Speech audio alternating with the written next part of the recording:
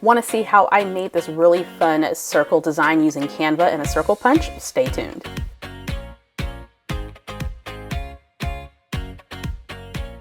So for today's project, I am using the Live and Let Grow collection from Jen Hadfield, the paper pad collection, as well as some embellishments, die cut stickers, and so forth. I had an idea to create this circle design. I wanted to turn my photos into the shape of a circle. I'm going to show you how you can do that using Canva, no Photoshop needed. And I also have a large circle punch that measures roughly 3.5 inches or so that I'm going to use to punch out some pattern paper. But first, let me show you how I made these photos. Now, Canva is a web-based tool, if you haven't heard about this, that you can do a lot of different things, from designing graphics to editing photos, all kinds of fun stuff. Now, for Canva, they do have, I believe, a free option as well as a subscription option. I have an account with Canva because I use it for my business, but it's a really great non-Photoshop tool to do some really cool things. I'm going to create a custom canvas that's 8.5 by 11, mainly because I'm going to be printing on an 8.5 by 11 piece of photo paper. I'm going to go to Upload File. I'm going to upload the photos that I'm going to need for this project, and I'm going to click Open here at the bottom.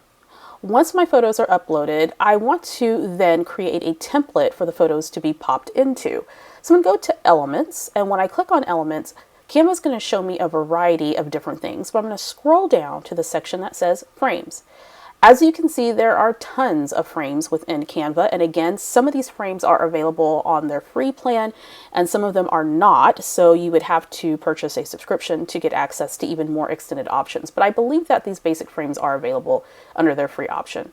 I'm going to select the circle and it's going to add it to my canvas, and what I want to do at this point is resize this frame to the size that I need for my photos. So for that, it's going to be 3.5 inches. Now what I'm doing is I'm clicking on the little circle to the lower right hand side, and then I'm dragging it out to the size that I want. Once I have the 3.5 inch circle, I'm going to duplicate it. So what I'll do is I will right click on the circle and select duplicate. And I will do that again to create a third circle because I have three photos that I want to put on the layout. I want this all to print on 8.5 by 11 photo paper, so I'm going to rearrange the circle so I have enough room to either fussy cut or use a circle punch to punch it out. Next, I'm going to go back to Uploads where I uploaded my photo, and all you have to do is just click on your photo, drop it, and drag it right into the frame. And it'll go ahead and resize your photo to fit inside of that frame.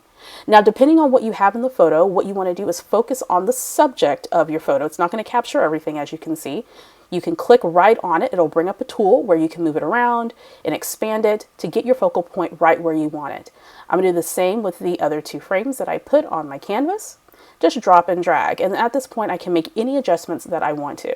Now, if you need to go in and adjust the photos in your frame, you can totally do that. You'll just click on the photo that you want to replace, and a little icon will pop up. You'll see the little trash can. You can click on that, or you can just click delete on your keyboard, and then of course you'll drop and drag a new element or new photo right into your frame. You can move it around, get it centered how you like it, and then you're good to go.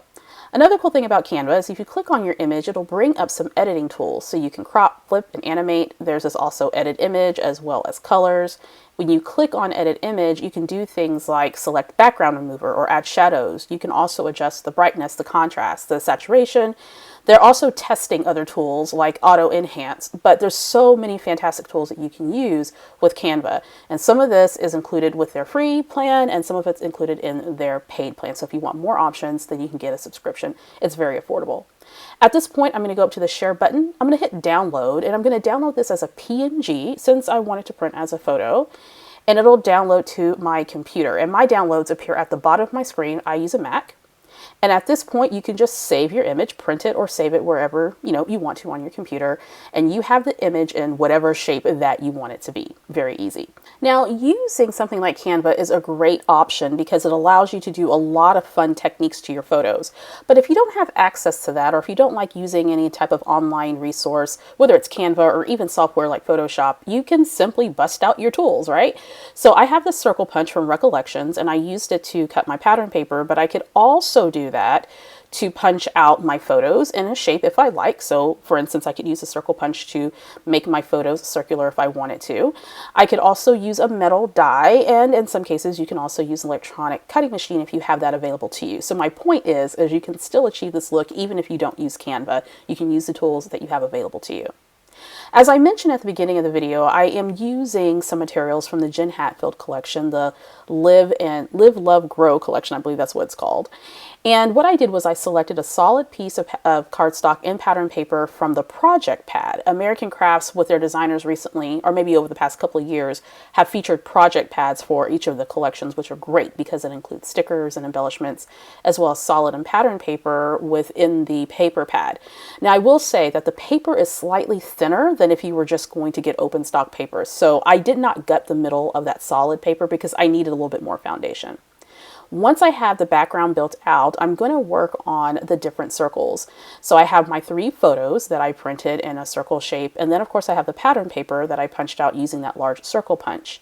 I popped up the photos with foam, and before I start embellishing, or at least committing to the embellishments, I'm also going to pull up the circle pattern paper and pop that up with foam. Right now they're just adhered directly to the background using permanent adhesive. I'm going to pull those up because I felt that the layout needed even more dimension. So all of those circles are going to be popped up with foam. Now I'm just having a play with the different embellishments from this collection. Now, a part of this collection has a little bit of everyday themes, but also maybe some slightly travel, or like if you're going to go exploring, like hiking and that type of thing. So it's a very interesting collection. And then it also has a lot of card making themes with this too. So I'm picking out elements that best represent my daughter. I'm going to come to that story here in just a second. So I have this title here that says, "This is my favorite memory," I believe is what it says. And I wanted to pop out even more. So I grab a die cut with these leaves, and notice that I cut it in half. So don't be afraid to cut up your embellishments to make it work. And I wanted that to sort of frame out the title. I'm going to continue to play with the different die cuts until I select the die cuts that I want. And what I'm doing is I'm focusing on die cuts with images that represent my daughter in some way. So this particular layout is about the changes, the transition of my kiddo who turned 13 this month. And so she's transitioned into her teen years. And this layout is going to be the front layout, or the first layout in her album, as I start documenting this age and stage. And so I'm talking about the things that she enjoys right now. So she enjoys anime, she likes wearing boots and sneakers, she enjoys music and coffee. And so I just went through this collection and picked out things that I thought would be symbolic of the interest that she has right now. So for example, that guitar means, even though she doesn't play guitar, she plays no instrument actually. Her instrument is her voice, but she does sing. She loves music, so I use the guitar to represent that. The butterflies represent growth and transition. I usually use butterflies a lot in my layouts because I love the symbolism of them. I'm popping up the elements on foam just to elevate them a little bit so that they stand out. In this circle, I have a suitcase, and that represents the fact that she loves to travel. We enjoy traveling. I'm also adding some floral elements because she does enjoy flowers, and of course popping up another little tiny butterfly there, again to symbolize growth and transition. She likes really cool sneakers and boots, and so I found this little die cut in there, which is adorable, with little leaves popping out, as well as a camera and another little butterfly, just to make sure that this design has a little bit of continuity between all of the embellished circles. And of course, if you've been following me for a while, you know that, like me, my kid loves coffee. So I'm going to go ahead and put a little coffee cup there to represent our love for coffee, or her love of coffee. And then I'm going to pop a little bitty heart right there in the middle of that coffee cup, just to add a little bit more interest. Now I'm going to go to the paper pad, the project pad rather.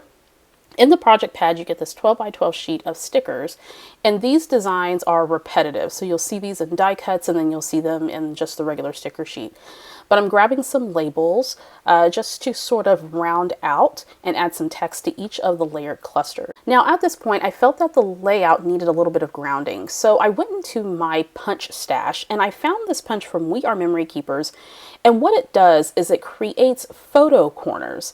And I decided that I didn't want too much more on this layout, but photo corners would work fantastic to put at all 4 corners of this layout. So what this particular punch does is it'll punch out the corner punch for you, and it also gives you score lines so you know exactly how to fold your corner. And then of course you just adhere it to your photo, or like in my case, I'm going to adhere it to the edges of my layout. So I'm going to punch out 3 more of these corners. And I love this because you can use any style of pattern paper or textured cardstock or whatever you want to create some really, really fun corners. Now, one of the things I want to sort of underscore is when you're using this tool, you want to make sure that you press down really good. so that it gets a really good score line. So I had to redo one of my corners because it didn't fold correctly, mainly because I didn't add enough pressure whenever I was punching it out to give me the score line. I'm going to use my bone folder to just reinforce the folds there.